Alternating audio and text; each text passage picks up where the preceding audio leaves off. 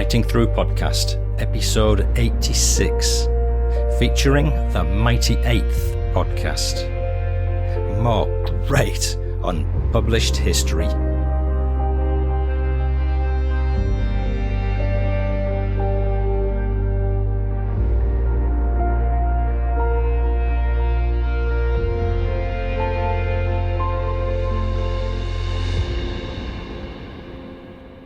Hello again, and another exciting World War II welcome to the Fighting Through Second World War podcast.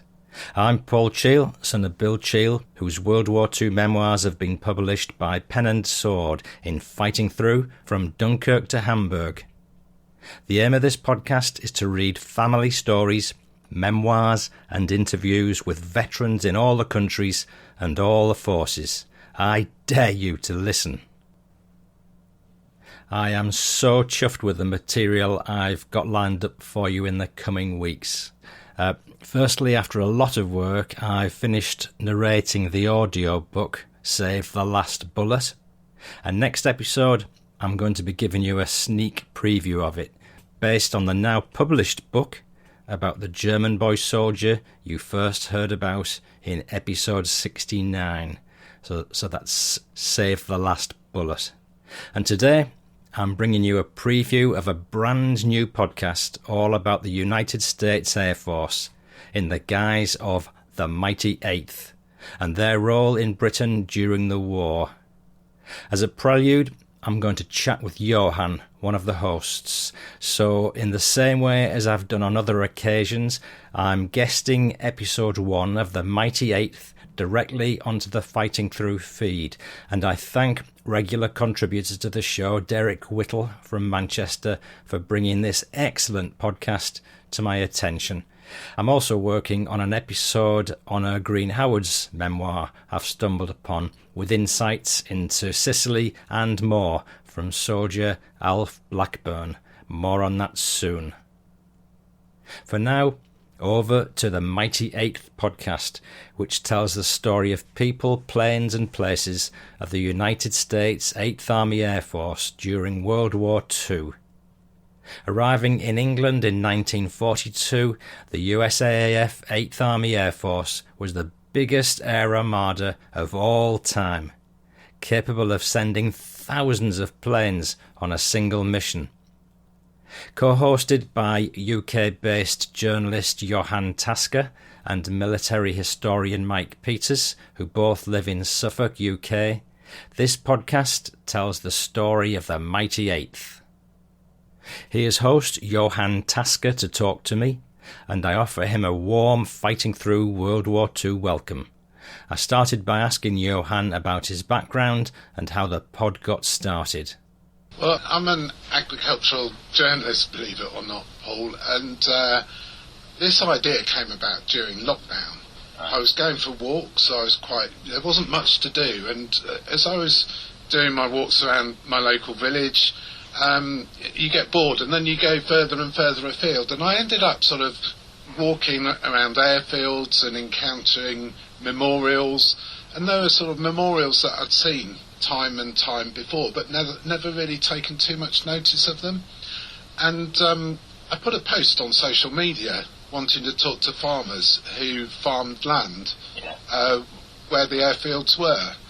And I got a really good response, because I think a lot of these airfields, they came from farmland, they've been returned to agriculture, and I think a lot of farmers see themselves as custodians of the airfields and what happened there. And one farmer said to me, he said, you need to get in touch with my near neighbour Mike Peters. He's a military historian.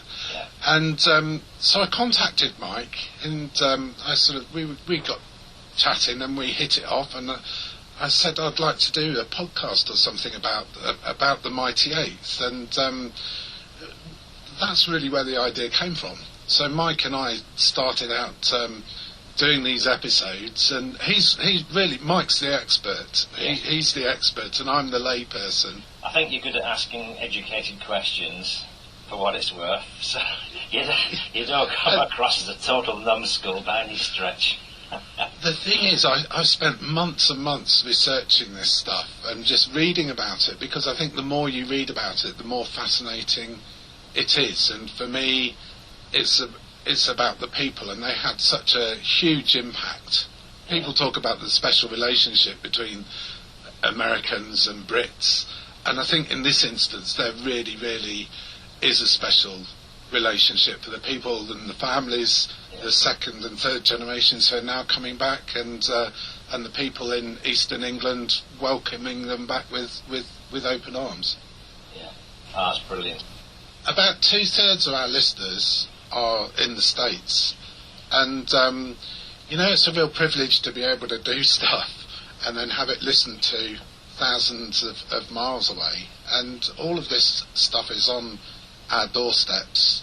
And I drove up the road to Norwich, been driving up and down the road to Norwich. I've been in East Anglia for 20 years, and I often pass the sign for the 100th Bomb Group Museum, and I never went there until 6 months ago, and when I went there and saw it, it was absolutely fascinating. The stories that are in there, the people that served, and the memorabilia, and these really are special places, because a lot of these airfields, they're the last place that people who gave their lives, they're the last place that they stood on Earth. Yeah. And it's not like you can go and visit a battlefield, because the battlefield's in the sky, so it's different to sort of land-based warfare.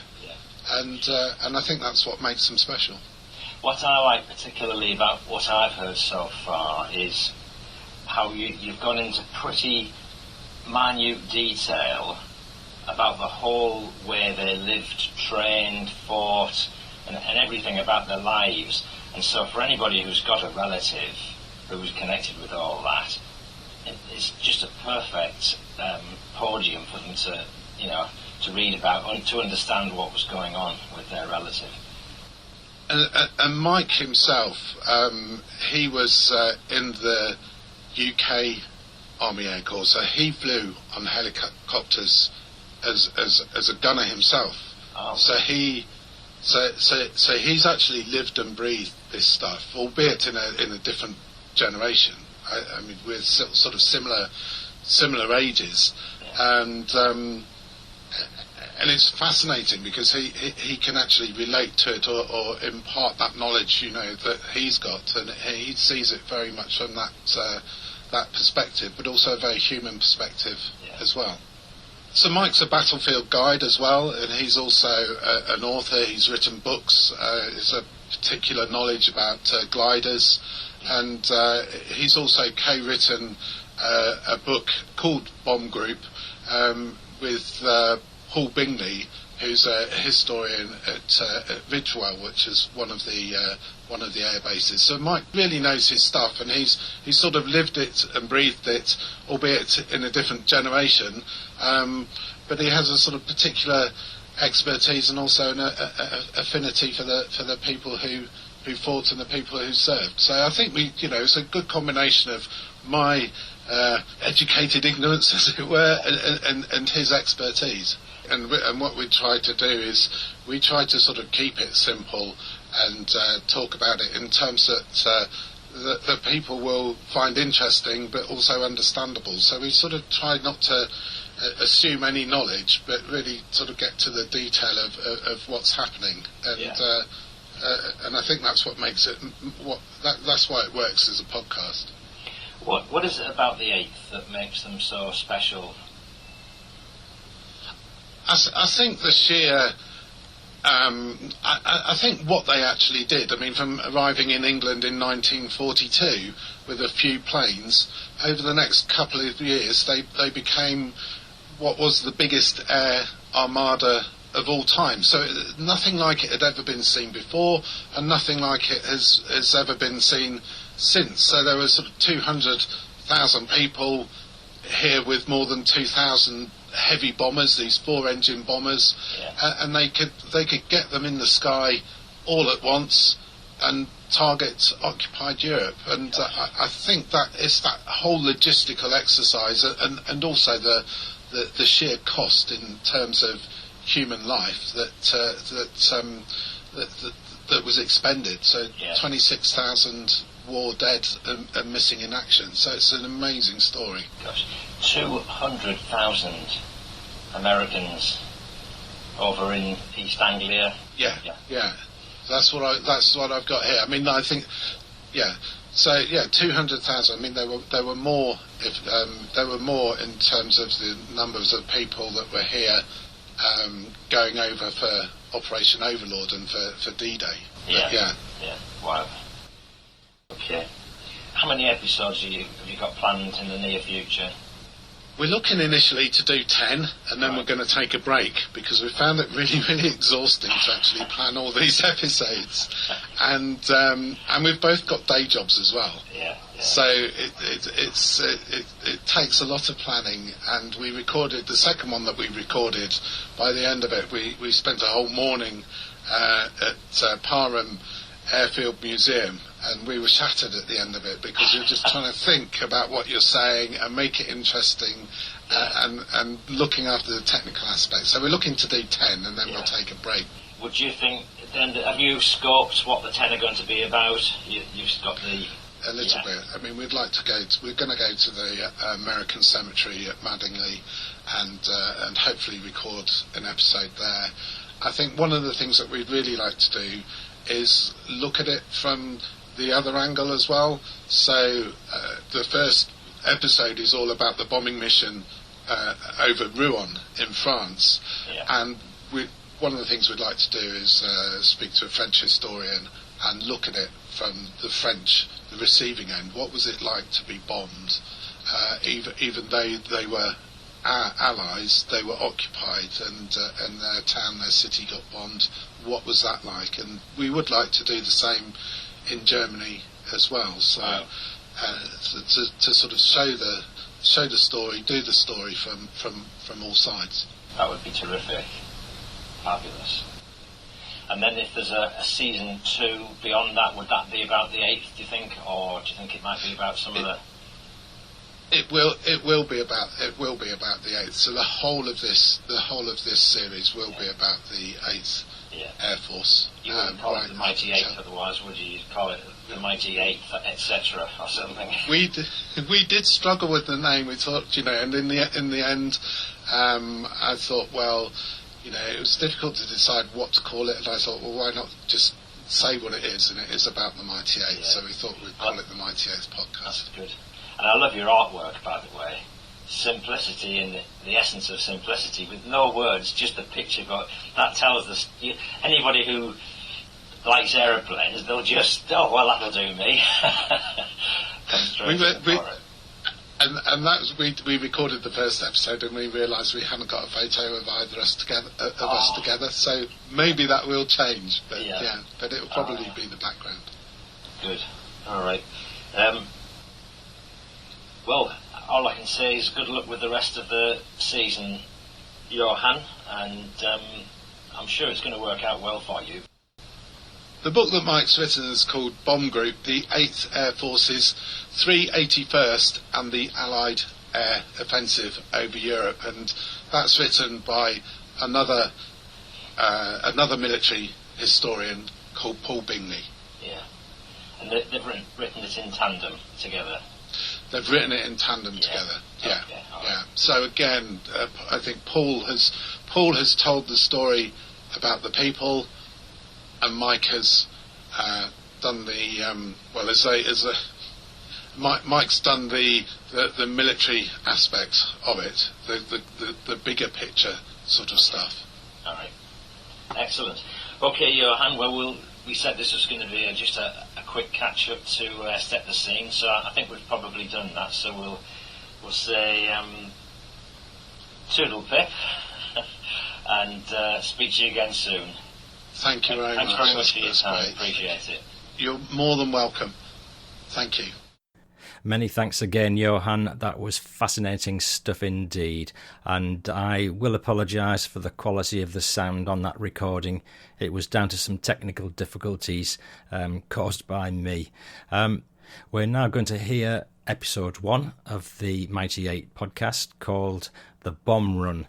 And in this first episode, hosts Mike and Johann visit Grafton Underwood in England, where B-17 bombers took to the skies for the very first America-led mission over occupied Europe. It's a long intro, but my, what a great scene setter, and a bit of history thrown in about what was the very first mission of the 8th, to bomb railway marshalling yards at Rouen in France. Enjoy.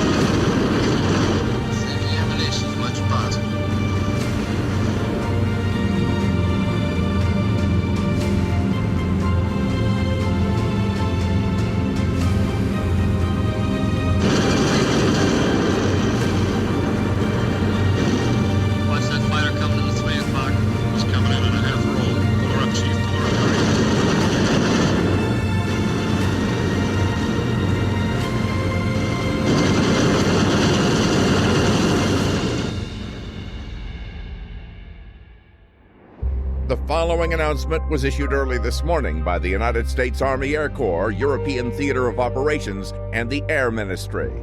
United States Army Air Force's Flying Fortresses, B-17s, escorted by Royal Air Force, Dominion, and Allied fighters, made a high-altitude attack upon the railway marshalling yards at Rouen late yesterday afternoon. The attack was successful, all fortresses releasing their entire bomb loads on the target. Enemy pursuit planes were encountered, and one was shot down by a gunner of a flying fortress. Brigadier General Ira C. Eaker, Commanding General, United States Army Air Force Bomber Command, led the attack in a fortress. Meanwhile, other escorted fortresses were conducting diversional operations. All of the fortresses returned safely. 2 escorting fighters are missing. Welcome to the Mighty Eights podcast with me, Johann, and military historian Mike Peters. Season 1, The Bomb Run.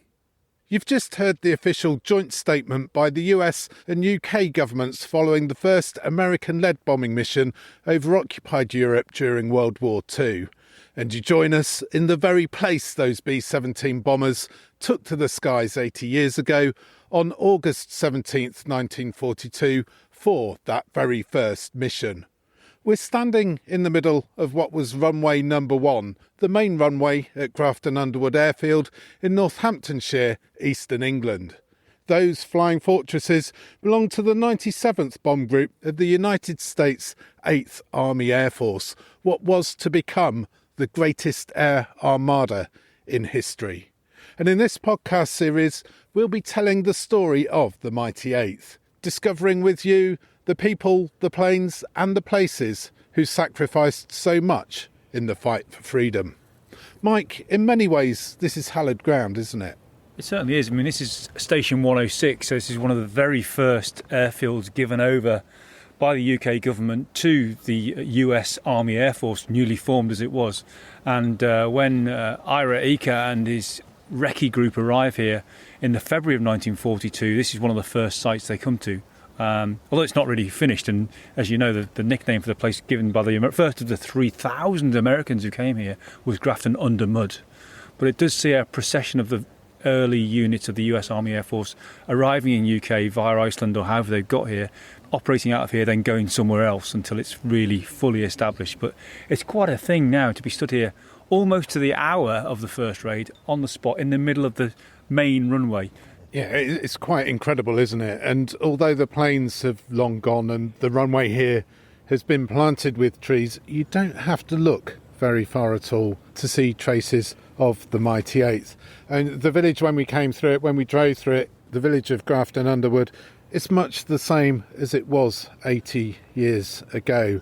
A handful of thatched limestone cottages. And amid the trees where we are now, about half a mile from the main village, is this stone memorial dedicated to those airmen, those aircrew who flew from here. It's about 8 foot tall, a black and pink granite obelisk standing on a plinth by the side of the Geddington Road.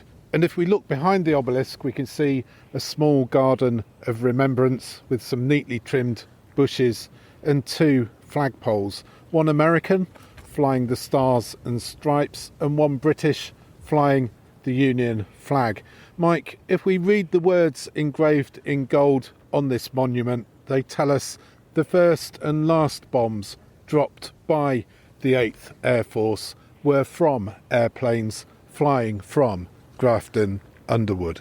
Although this significant memorial is really to the 384th Heavy Bomb Group, it does mark a significant airfield that stands out in amongst the whole narrative and chronologic timeline of the 8th Air Force in England. And why Grafton Underwood then? Why would they build an airfield here? Well, all of the airfields that are given over initially in 1942 to the US Army Air Force are RAF. They're built for the RAF, and this one was work on it here started in 1941 and was still ongoing in 42. And they're built to bomb Germany, which is great. You think, oh, that's pretty logical. But the pre-war doctrine before Britain started rearming was that France would still be in the fight, Belgium would still be in the fight, and the Netherlands would still be in the fight. So we would be bombing from the east side of England into Germany, not bombing into what would become occupied Europe. So that was the logic. And when Ika and his guys first get here, it's okay, you can have these airfields, these are available. And it's interesting that when Ira Ika and his recce group start to move around the country, they rapidly realise that the RAF are deeply embedded in Lincolnshire and Bomber County and Northamptonshire and all this area. And he wants to keep his air traffic away from RAF bomber traffic just for pure air traffic management reasons. But also, he wants to extend the range of his aircraft. Daylight precision bombing depends on reaching into Germany with these mass formations we're going to talk about later. So he realises East Anglia is the place he needs to be. So although the first bombing air division is up here and around Northampton, and we see those triangles on the shape of the aircraft for them, really the centre of mass will become East Anglia, but that's not yet. We're here in 1942, in the summer of 42, and that's all yet to come. So that's why it's quite moving to be here on this day, this date, to talk about the very first raid. And we call it the first raid, don't we? But there had been raids before this. This was the first American raid, but there had been Americans involved in bombing occupied Europe before this particular day. Explain that. Yeah, you're right, because Ika, he's very, very important at this stage, and he's an Anglophile. He gets on really well with the Brits. He's a very quiet, taciturn Texan, and he's well-mannered, and he understands the British psyche, etc. So he forms a really close, almost symbiotic relationship with Bomber Harris, and the Brits are helping. And he says the British have given us everything we've asked for: accommodation, fuel, expertise, access to their secret equipment. And so part of that process is also getting his airmen, his guys who've never seen combat before and have no concept of fighting the Luftwaffe, into the air. And one of the things they do is put observers into British bombers with RAF crews to go on raids and experience what it's like. And from here at Grafton Underwood and Polebrook, that activity takes place, and it's not big Schweinfurt scale B-17 raids or B-24 raids. We're using Bostons, and the first raid, the first American air crew to fly into occupied airspace don't do it with a White Star on their aircraft. They do it in RAF Boston light bombers, and that happens from here. So as early as the 29th of June 1942, Captain Charles Kegelman flew on a Boston raid into occupied France with 12 RAF Bostons who were bombing Hazebrouck. So he goes and experiences that, no incident. He comes back unscathed and thinks, okay, this is okay.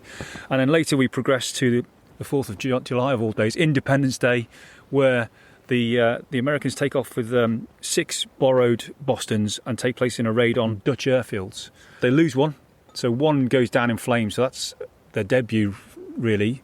And Kegelman is wounded, and so one aircraft's missing in action. So that's a welcome to the realities of the air war over occupied Europe. Quite literally a baptism by fire, almost. Literally, yeah. It's interesting because that's a daylight raid. This is the RAF doing light daylight raids still in 1942, and the fighter sweeps are going on. So the war is changing, and the Americans have got this almost zealous belief in daylight precision bombing. They can't wait to get going, but they need the aircraft to do that, and that's going to be initially the B-17, Model E's and Model F's initially, and it'll be F's that fly from here. So we're going to talk about the difference in strategies between the RAF and the United States Army Air Force a little bit later on. I mean, it's obviously symbolic, that 4th of July raid chosen to be Independence Day. But they were under a lot of pressure to get things off the ground properly and do their own all-American-led mission using their own B-17 planes to show they were capable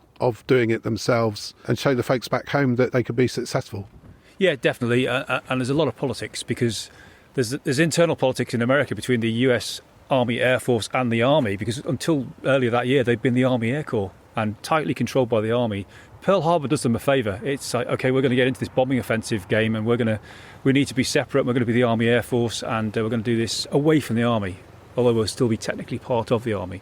And they need to prove that it works. And also, externally, Bomber Harris and Churchill have got their eyes on this new Air Force whenever it hasn't really arrived yet, but they've got their eyes on thinking the Americans are going to produce all these aircraft, and I think if they were to join the night offensive and alongside the RAF, we'll have real bombing power, and it will take the war to the Germans much faster. And Churchill, and particularly Harris and the rest of the RAF, Portal as well, the head of the Royal Air Force, they don't believe in daylight bombing. The RAF have tried it and lost big style over Germany in daylight. So they say this is futile, this is a waste of resources, a waste of inexperienced aircrew. You really should just either help us with bombing submarine pens and chasing submarines out the Atlantic while you learn the ropes, or just invest in the night offensive. So Eaker, Doolittle, Spatz, Hap Arnold, all these American commanders who are essentially, to varying degrees, disciples of Billy Mitchell and believe in this, have to prove it, and they have to prove it soon. So they're literally chomping at the bit to get this raid off the ground and to hit some German targets in daylight with the B-17, with the Northern bomb sight, and say, hey, we can fight our way across occupied Europe through the air, and we can do this. This is going to work. So you said that this would be the middle of the runway, of the main runway from where the planes took off. There's a steady trickle of cars and people arriving, coming to see what it's all about. And if we look at the War Memorial, there's a small wooden cross with the words, "We will never forget," in remembrance, Rouen, August 17, 1942. Also Schweinfurt and Regensburg, August the 17th, 1943. The Schweinfurt and Regensburg missions we'll cover in a future podcast. But for now, Mike, I mean, it must have been quite something for the Americans to come here, completely different landscape to what they were used to back home. Yeah, we tend to think of young Americans from Detroit or New York, but of course there were people from the Midwest who were farmers and people like that who, some of them from New England, recognise the terrain or it feels familiar, but for many it's just the standard of living. You know, they get all that indoctrination about how to behave around the British and how to not to brag, not to this, and outside toilets are normal in the UK, this kind of thing. But if you're here and you believe in what you're doing, it's a massive adventure. If you're aircrew, you've probably flown here, over the Atlantic. If you're ground crew, you'd probably come on the Queen Mary or one of the cruise liners and into Scotland or Liverpool, and then come down by train, and then been picked up by road transport and brought here, usually at night, into the middle of nowhere. And if you're here at Grafton Underwood, as they called it, the runways were too short initially. It had been built for lighter bombers. So when it's decided that there will be B-17s here, they decided they need to extend the runways. So a Type A runway the main runway is 6,000 yards long, and the subsidiary runways are 4,500 and 3,000. And they form a triangular shape, as you know. So we're in the middle of what was the main runway. It's a huge undertaking, and it's the UK PLC that foots the bill. The Americans pay a percentage of this, but it's part of the British rearmament process, and the design and actual construction, which is contracted out, is all done by British contractors. Later in the war, American engineers will become involved, certainly around where we've driven up from today from Suffolk. You'd see a lot, or Norfolk, you'd see a lot of that. But initially, these pre-wartime airfields are a significant investment by the UK, and the Americans who arrive at Grafton Underwood, this is not a pre-war permanent airfield. A lot of the accommodation is wooden and wooden frame with canvas covers. This is, even now in August we're feeling the chill a bit with the rain, etc., and the extremes of weather. And we mentioned earlier about the June and July 4th raid. These are all postponed due to rainy squalls, etc., which doesn't bode well when we get later on to talk about bombing, where if your whole doctrine is based around clear visibility, suddenly you get here and you think, maybe it's not going to be that straightforward. Well, straightforward it certainly wasn't. Everyone from that first Rouen raid returned safely to Grafton Underwood, but that wasn't always the case for the missions that followed. We're going to leave the airfield now and take a short drive to Grafton Underwood Village Church, the Church of St James the Apostle. And when we get there, we'll be able to discover some more about the people, the planes and the places of the Mighty 8th.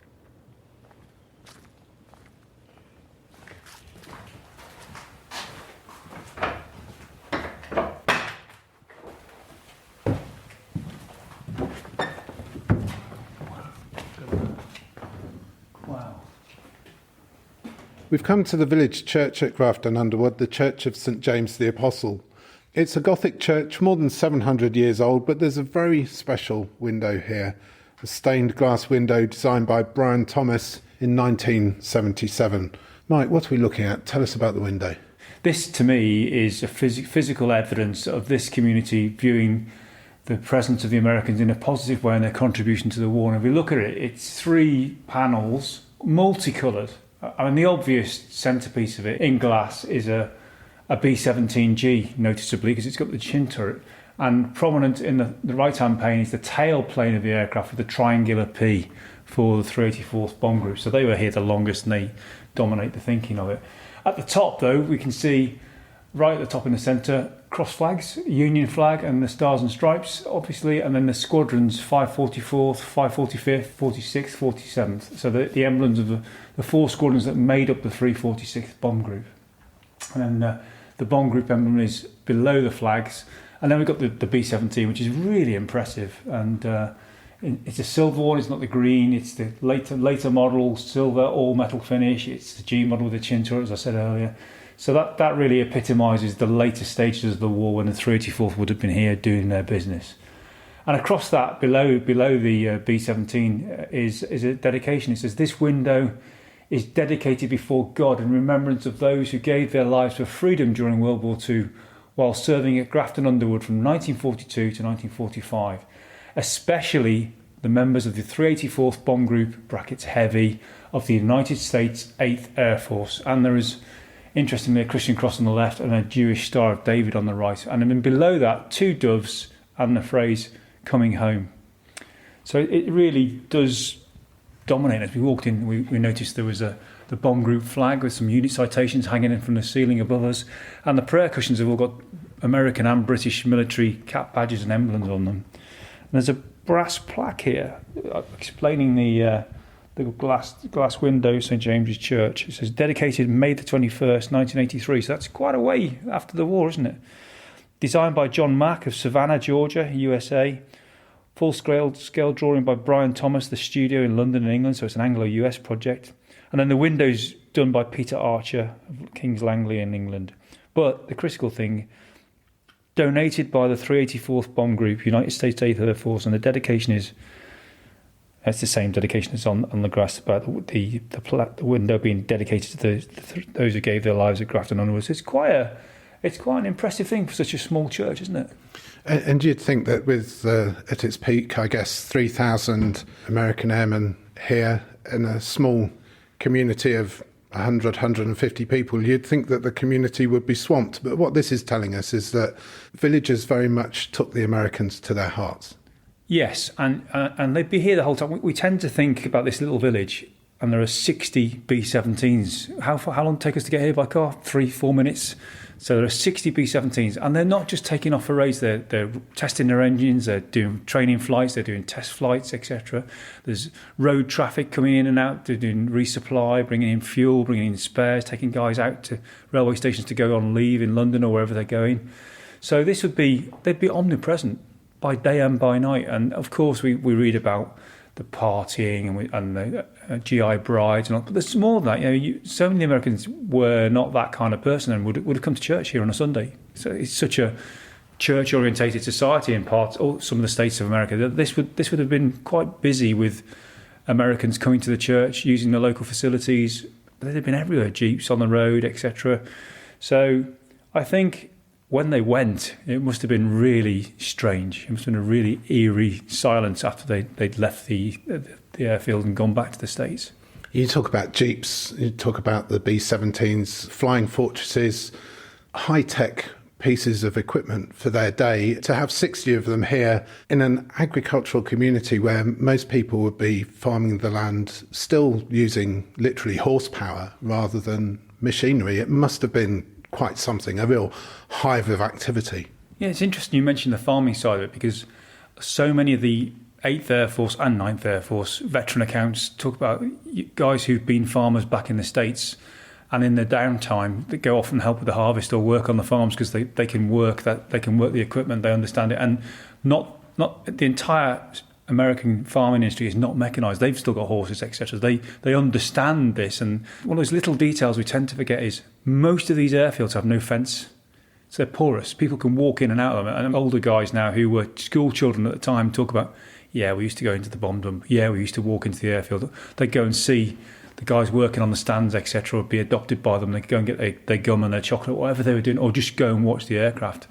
But to go back to your original point, this is cutting-edge technology. I mean, the B-17, 1935 to where we are now, 1945, the evolution of that aircraft, all those machine guns, the engines, the shiny aluminium and chrome all over it. I mean, it would be like something from another world. And to see the big white star on it, etc. They would occasionally see RAF heavy aircraft in daylight doing air tests, but Bomber Command is literally a fly-by-night organisation, isn't it? So you'd hear them go out to their targets and hopefully all come back. But the heartbeat of the village would be, I think, in synchronisation with the heartbeat of the station. It's just so close and so omnipresent. And these airmen, and they would largely be men, late teens, early 20s, certainly the majority of them under 30. Absolutely. And you read most of the accounts talk about the oldest man in the crew was 23 and we called him Pops or Grandpa. And the average age for a gunner, those who are working the gunners and the mechanics is 19. So it's a very young, and it's quite a turnover. We talk about 2,000 or 3,000 people on an airfield, but they're not all staying. Some of them aren't coming back. They're even shot down, taken prisoner, whatever, killed, posted elsewhere, moving around. It's quite a fluid, amorphous organisation with people coming and going all of the time. So thousands of miles away from home then, people from all sorts of different backgrounds, from high-ranking officers to regular ground crew, air crew, and not all of them would come back. No, many won't. I mean, the as we'll talk about as we go through the bomb run series, the attrition rate is staggering.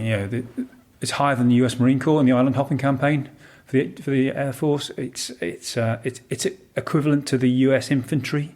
And when you read the Luftwaffe accounts and the US 8th Air Force accounts of the air battles from 42 to 45, it's almost got a great war feel to it, of a battle of attrition. You know, the Germans aren't being replaced, they're being taken out, they're taking down as many bombers as they can. The desperate battles up in the cold blue. It's almost Hollywood-style statements. We're all going to die, just get used to it, accept it and you'll be fine. You know, it really is on a par with the Great War. I mean, it's a different mentality to Bomber Command, who are going out not in a tight formation where they can see each other. They're fighting a very different war, and their attrition rate is high. But these guys are fighting they see the enemy, they see it in daylight, and they've got that mission count all the time. Will I get through the mission? Will I get to the next mission? And I'm getting nearer to going home, whether it's 25, 30 or 35 missions they need to do, depending on where they are in the war. So, yes, so many of them will not come home. I mean, don't physically get back. Some of those bombers that come back in here, the villagers will see them in the circuit. They'll see them firing flares to say they've got wounded on board. They'll hear the crashes. They'll hear the explosions. So they will experience the war as spectators of what's happening to this bomb group here, their local bomb group. The Rouen mission, they all came back safe except for a slight injury to a couple of aircrew when a couple of pigeons hit the plexiglass dome at the front of one of the B-17 bombers. And if we look at this window, at the top it says, "Keep the show on the road," bombs dropping from the sky.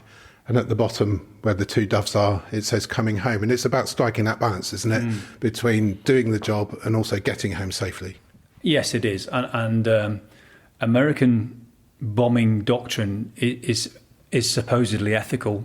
That's why they're going for precision bombing, because after the Versailles Treaty and the great waste, the carnage of the European war in 1418, that we won't do that. We're going to defend ourselves, defend our coastline with Norden bomb site, precision bombing. We'll hit the right target, and we're not going to bomb cities. We're not going to bomb civilians.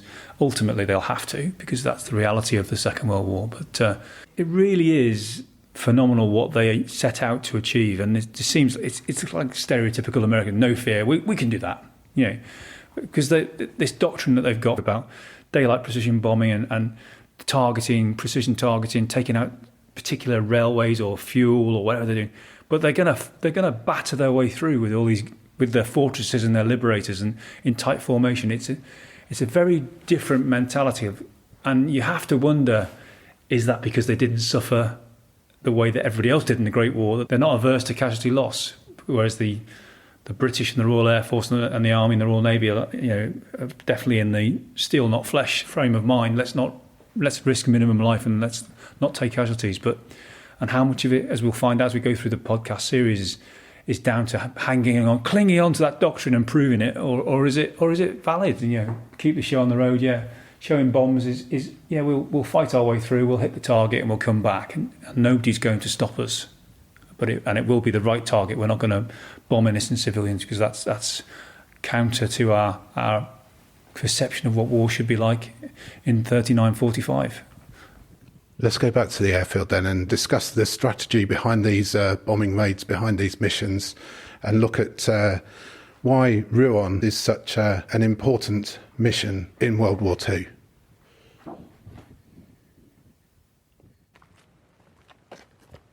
You're listening to the Mighty Eights podcast with me, Johann, and military historian Mike Peters. We're at Grafton Underwood in Northamptonshire, eastern England, where the first American-led mission set off to bomb occupied Europe during World War II.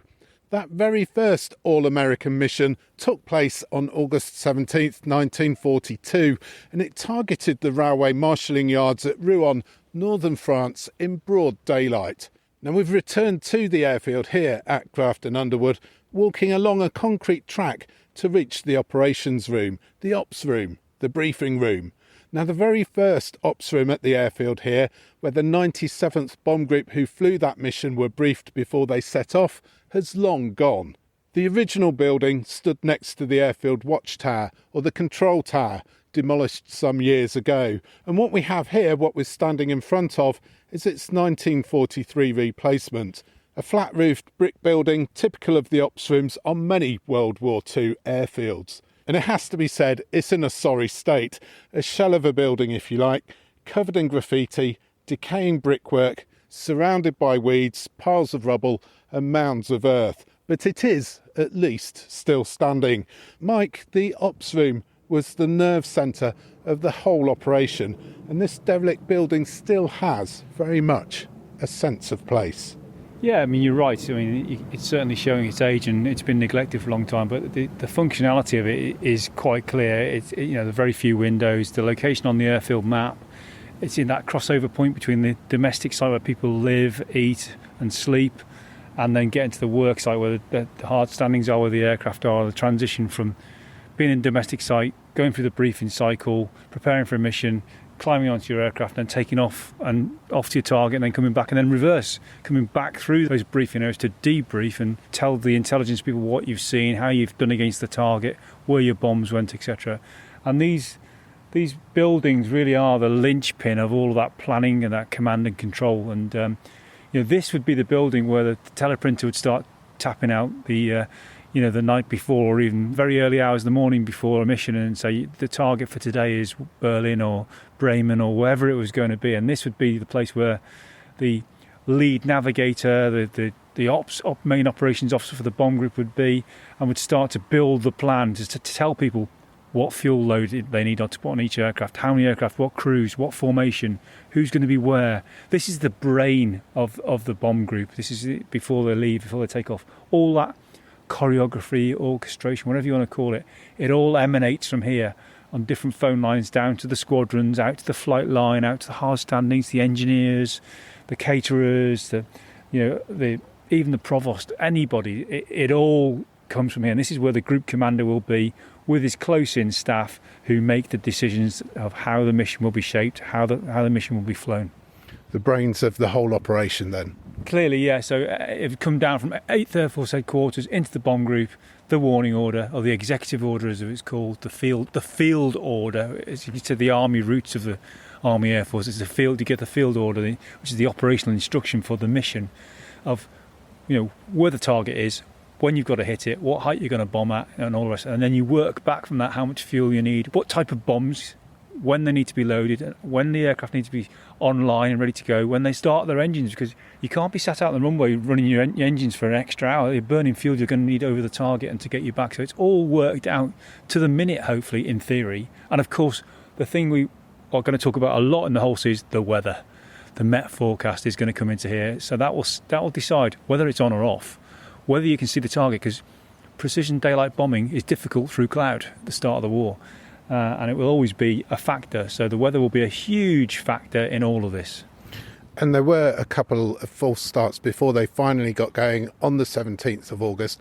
Let's talk about the difference in strategies then between the British Royal Air Force and the US Army Air Force. The Americans, high altitude, precision bombing in daylight, whereas the RAF were bombing at night at a lower level and less precise. Less precise, heavier bomb loads. The Lancaster is the mainstay of the Bomber Command with the Halifax and the Stirling. They were dropping much heavier loads of bombs over a wide area. Let's be honest about that. But certainly, at the start of the war, the German Luftwaffe and the British Royal Air Force are both going to bomb in daylight. Everyone's like, we're going to bomb, we're going to hit the target, and there's some pretty wild claims about how accurate they can be.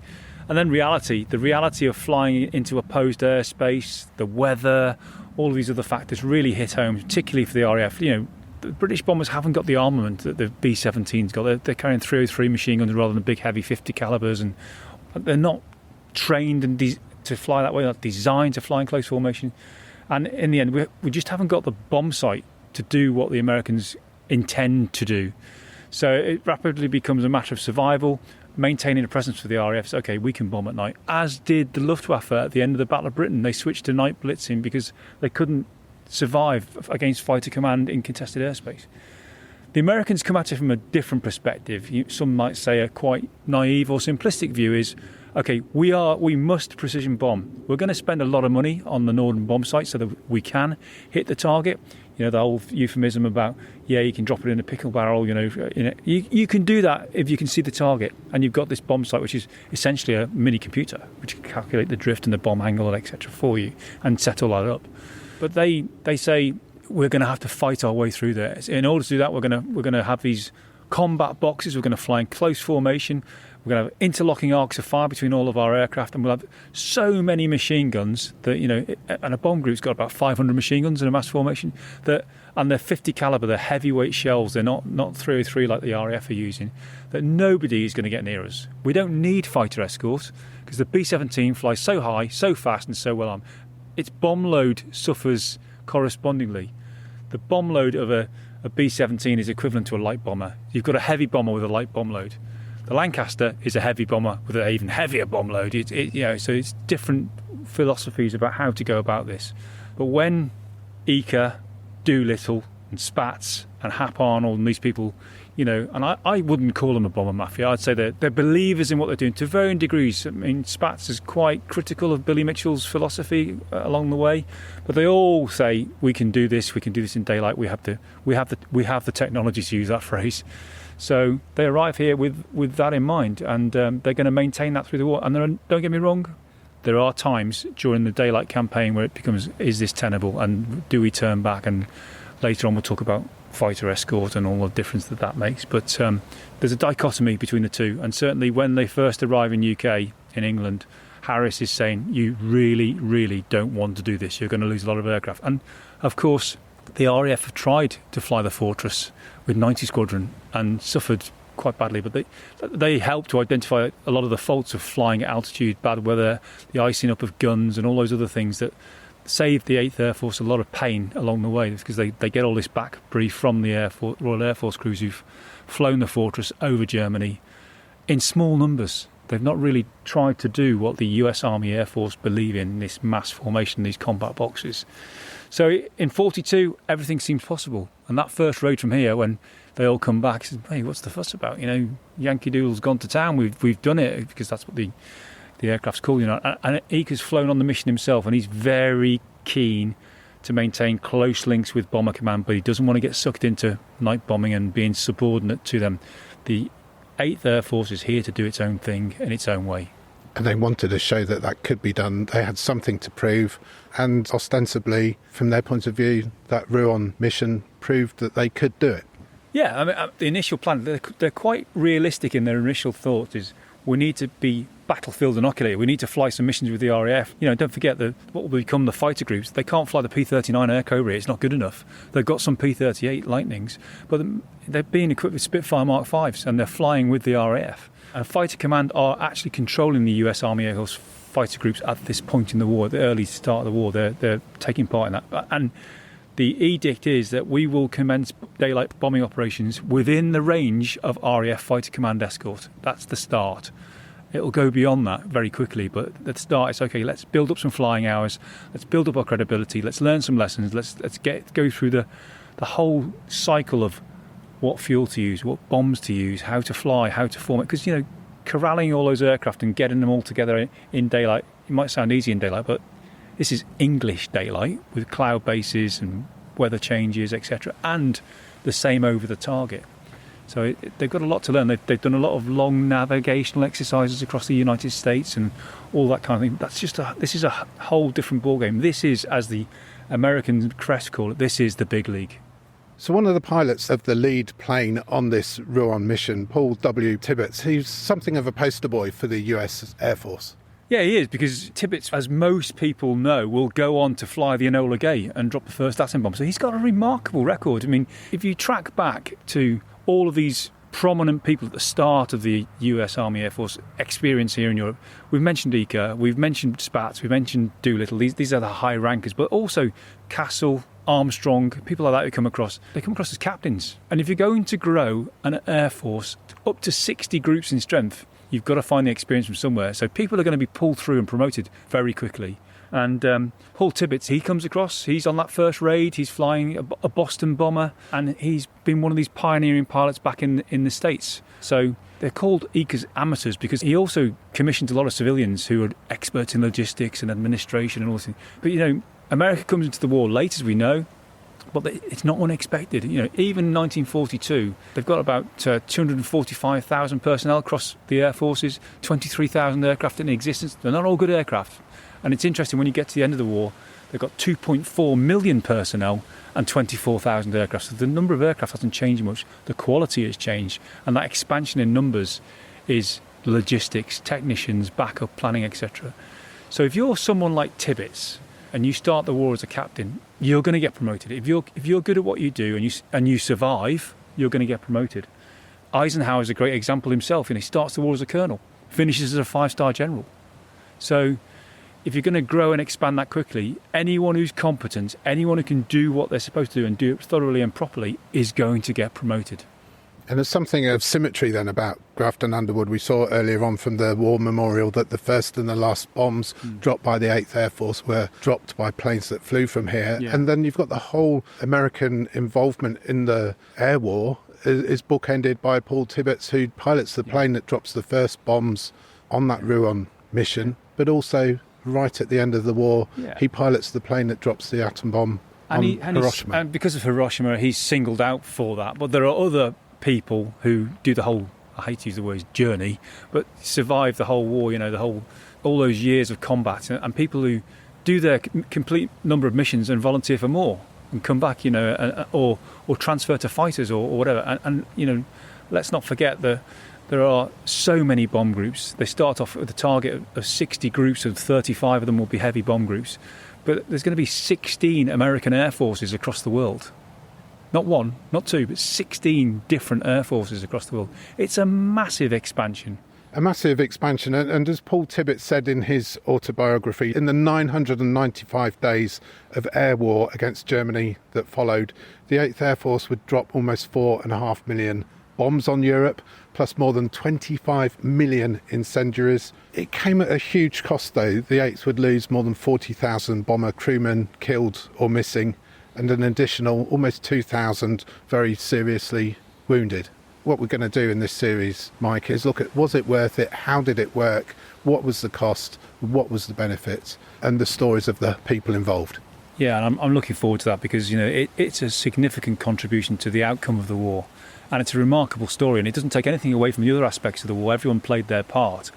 But the 8th Air Force is just a fascinating story. A fascinating story, Mike. Indeed, many, many fascinating stories. Look, it's been an absolutely amazing visit to Grafton Underwood, visiting the exact same place where it all started on August 17th, 1942.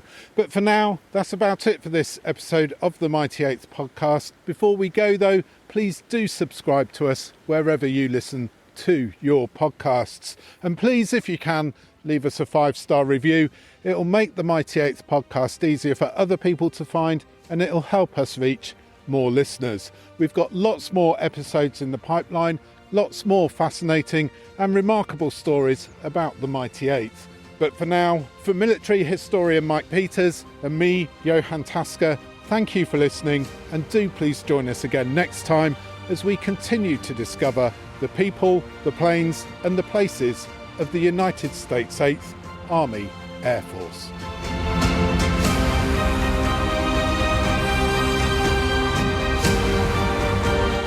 So, there you go. The next Mighty 8th episode is number 2, and it's called Anatomy of a Mission. Just how do you put hundreds of B-17 flying fortresses into the sky, send them on a bombing mission over occupied Europe, and then bring them home again? I've already listened to it, and it's a cracker, and I cannot wait to hear the rest of the series. There's a link to the Mighty 8th podcast website in the show notes, and you can hear the pod there or in any listening app. I'm Paul Cheall saying bye-bye now.